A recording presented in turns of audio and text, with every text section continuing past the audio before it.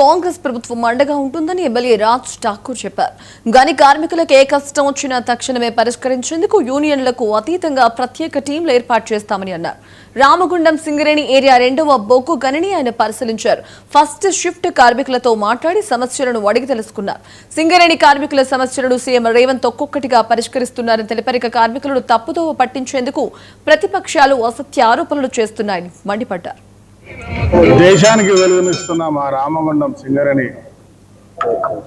కార్మిక బంధువులు అందరినీ కలిసి ఈరోజు నూతన సంవత్సర సంక్రాంతి పండుగ శుభాకాంక్షలతో పాటు సమ్మక్క సారక్క ఉత్సవాలు బ్రహ్మాండంగా జరుపుకుంటున్న తరుణంలో ప్రతి ఒక్కరిని కలిసి నిరంతర ప్రక్రియలో భాగంగా నేను శాసనసభ్యుడిగా ప్రతి 2-3 నెలలకు ఒకసారి వచ్చి కలవడం జరుగుతుంది. ఈరోజు కూడా ఆత్మీయ కలయిక మా యువ కార్మిక బంధువులు నాయకులందరూ కూడా హిరణ్ సాయి ఇంకా అనేక మంది ఈరోజు మోహన్ గౌరవంగా పిలిచి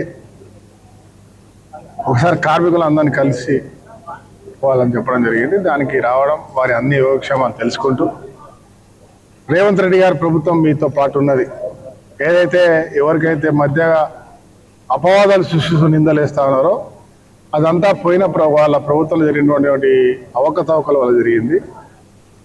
ఇవాళ డిపెండెంట్ కానీ మార్పుల సమస్య కానీ కార్మిక సమస్య విషయంలో అధికారుల సంబంధించిన పిఆర్పి విషయంలో ప్రభుత్వం చాలా స్పష్టమైన వైఖరితో ఉన్నది. త్వరలో ఒక నిర్ణయం తీసుకొని ముందుకెళ్తాం. ఎవరు కూడా దీనిపై అనవసరమైనటువంటి వేరే వారు తప్పుగా మాట్లాడుతూ నమ్మకూడదు అని చెప్పే అంశాలు వారికి చెబుతూ ప్రభుత్వ పక్షాన చాలా మంది పేదవారికి మొదలు ఇల్లు ఇస్తా ఉన్నాం. ఈ ప్రాంతంలో అద్భుతంగా అభివృద్ధి చేస్తా ఉన్నాం.